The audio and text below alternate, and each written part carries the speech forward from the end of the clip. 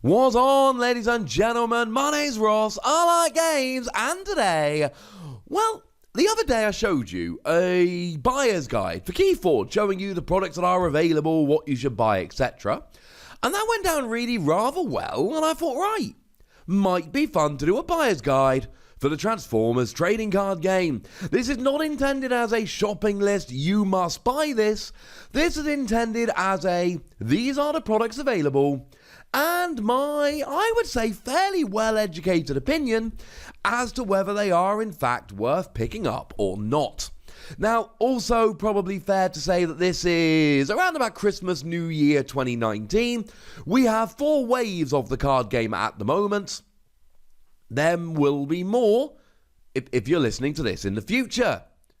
So there we go. Now, first of all, there are some accessories around. There are official playmats, official deck boxes, etc. I don't have particularly strong opinions on any of these. They tend to be made by Ultra Pro. There seems to be some kind of licensing deal going on. So, if you like the design, buy them. If you don't. I mean, that's kind of it. The one thing I will say is they do large deck boxes. The Autobot ones on the screen is also a Decepticon one. These will fit, because of the fairly small nature of Transformers TCG decks, they'll fit like 3 decks in there quite comfortably. These come very highly recommended, but they're still just deck boxes. They are standard Ultra Pro deck boxes. They've just got Transformers logos on, and they're a little bit bigger. I like them, but there's nothing really to say you need these over other deck boxes. Now, when it comes to the Transformers TCG, we've got 4 waves. We've got the base set, we got Wave 2, which is Rise of the Combiners, and then Waves 3 and 4 are War for Cybertron Siege 1 and War for Cybertron Siege 2.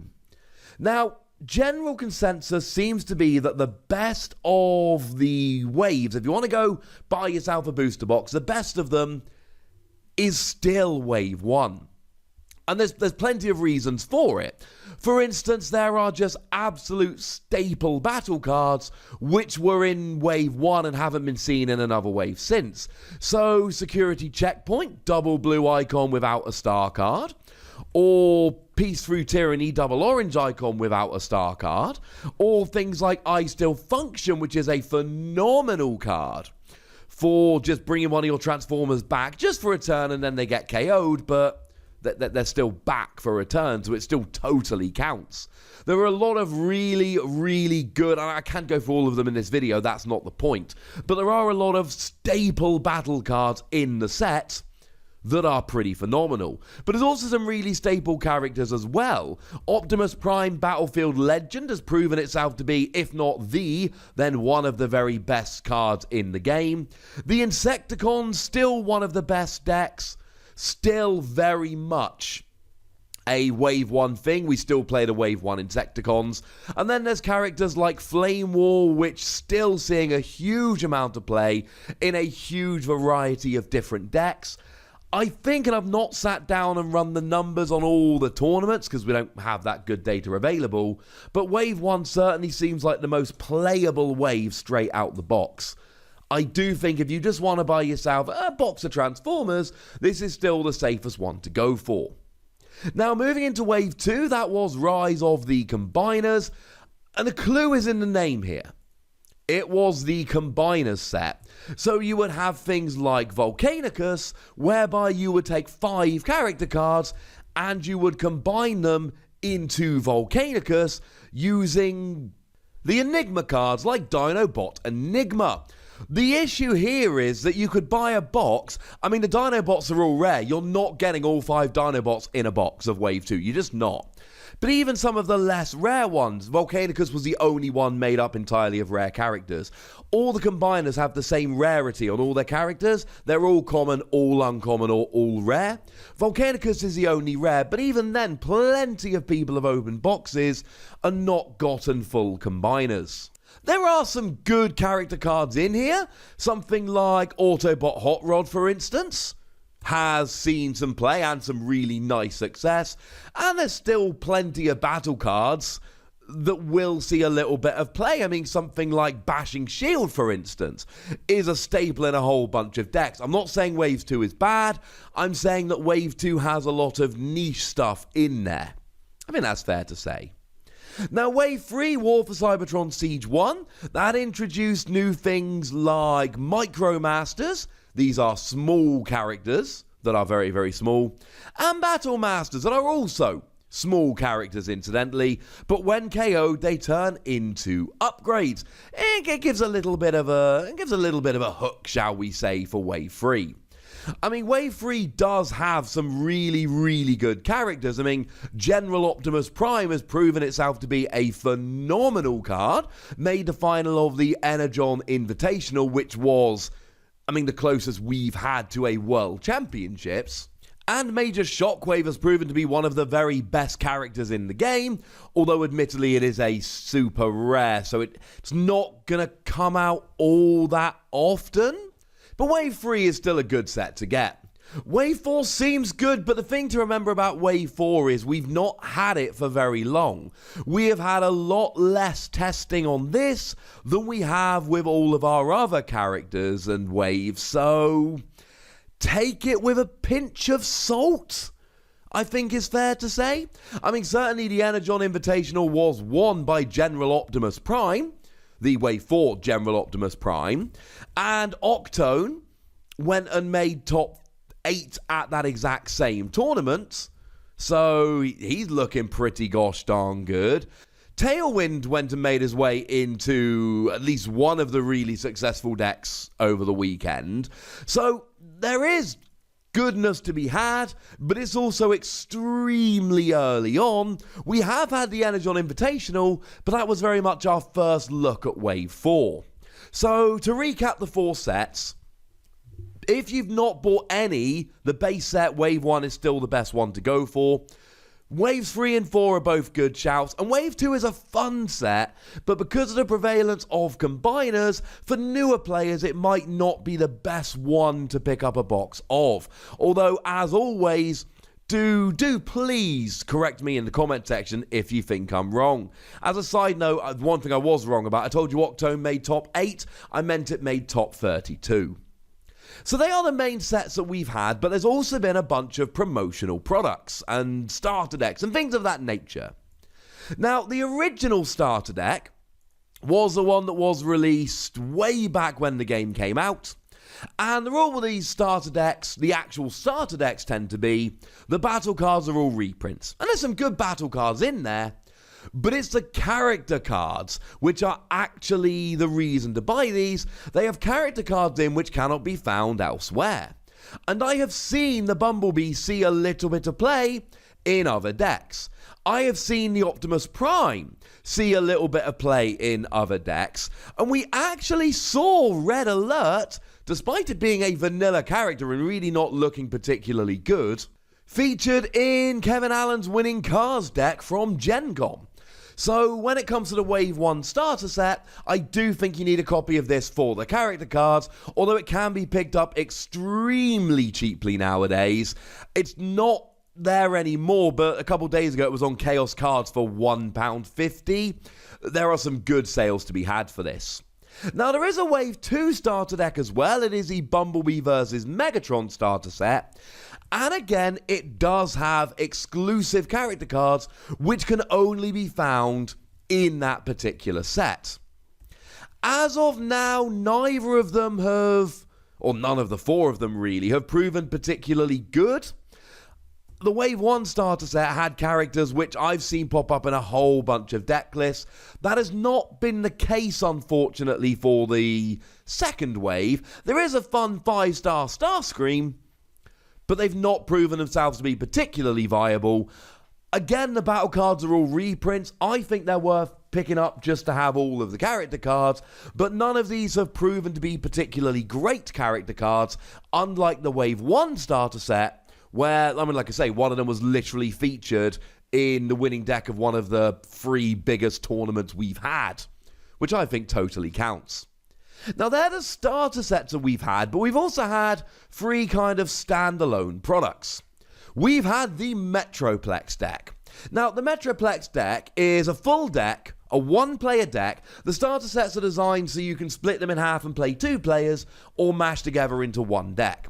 But the Metroplex deck is exactly that. It is a Metroplex deck. It is there so you can play Metroplex. If you want to ever play Metroplex, you need to buy the deck. But there are a couple of things in there. For instance, height advantage gives you bold 4 on a Titan, and although for a long time Metroplex was the only Titan, with wave 4 we saw Triptychon, which is a Titan. So it's worth getting for cards like that. Now, even more important as far as I'm concerned, the Devastator deck is, again, it's a single standalone deck, which is there if you want to play Devastator. However, it's got a bunch of cards in there which don't really have anything to do with Devastator, but can still be extremely good. So Heavy Landing, for instance, is do 1 damage on a blue pip, the same way that Zap would be do 1 damage to a character on an orange pip. So it's a pretty important card. And Work Overtime has proven to be one of the best draw cards we've got in the game. So I think the Devastator deck is an absolute must-buy, even if you do ignore the Metroplex deck. Now, we've also had the Blaster vs. Soundwave deck. The Blaster vs. Soundwave deck actually comes in 2 flavors, Modern Art and Old School Gen 1 Art. They are exactly the same decks, but the character cards are different. Even the battle cards are exactly the same art, but the character cards have different art. And this is a double deck, so it's not one deck that you split into 2, it is 2 decks in one product. And you get your Blaster deck, and you get your Soundwave deck. Soundwave has not proven to be particularly good. Blaster has, however, proven to be one of the best decks in the Transformers trading card game. I mean, we saw Blaster coming in 19th place at least at the Energon Invitational. It's a very, very good deck. Now, you actually get a bunch of cassettes that come with them, and then you get a bunch of exclusive battle cards that may or may not actually be useful in other decks. I mean, something like Daring Counterattack is very much only for Blaster, really, because it gives you an extra bonus if you've got Blaster out. It's probably not going to see much play in other decks. I think that's probably fair to say.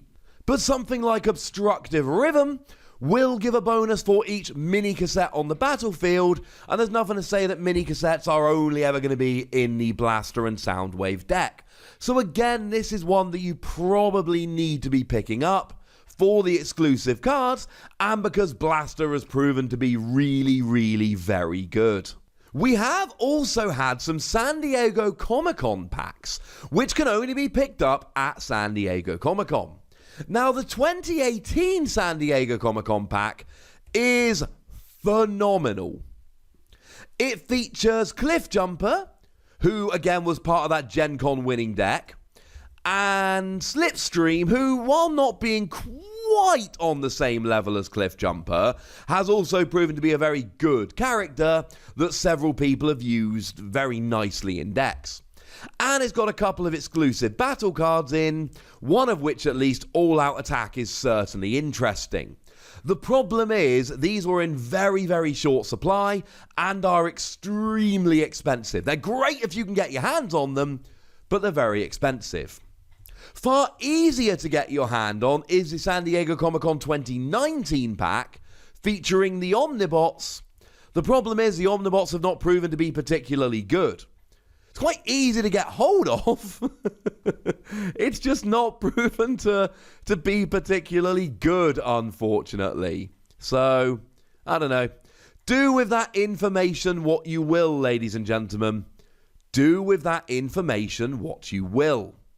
And then finally, the most recent product they've released is the Energon Edition. Now, there is nothing in the Energon Edition that cannot be gotten elsewhere. However, when it comes to just value, it is phenomenal. You get an entire box of Wave 1, that is to say 30 packs, And then you get reprints of both the super rares from Wave 1, the rare Optimus Prime, the really good one I told you about, and Megatron from Wave 1, and Cliffjumper and Slipstream from the San Diego Comic-Con pack. That's pretty huge, ladies and gentlemen. It's extremely huge, if I'm honest with you. Plus you get some dice and all of that. It's an extremely expensive product, and it's not one that I can, in great conscience, tell you definitely have to go and buy, because it is an extremely expensive product. However, it is the kind of thing which is worth picking up if you're in a position to do so. It's one that does come highly recommended, but by the same token, it's not a cheap product, so I will leave that decision up to you. My recommendations, in terms of buying boxes, Wave 1, then 3 and 4, with 2 bringing up the rear. I think the starter sets you should buy for the characters, but only the Wave 1 has proven to be really good. And I think Devastator, Metroplex and Blaster vs. Soundwave should all be picked up because they've got cards in there which have been proven on a competitive level to be really good, while also giving you interesting decks. So there we go, ladies and gentlemen. That is my buyer's guide for the Transformers TCG. If you think I've missed anything, let me know in the comment section and tell me if this is the kind of thing you'd like me to do an update on a semi-regular basis. Yeah, go nuts in the comment section, but please do remember the rule. Be nice, would you? And then make sure you like this video, subscribe to this channel, follow me on Twitter at the Wossy. That's where we talk Transformers and other games. And do consider checking out patreon.com/PTCG Radio, where you can support the channel, get some bonus podcasts and all kinds of good stuff. But by far the most important thing, as always, look after yourselves till next time, would you? Thank you very much for watching. My name's Ross, and you've been watching Wossy Plays.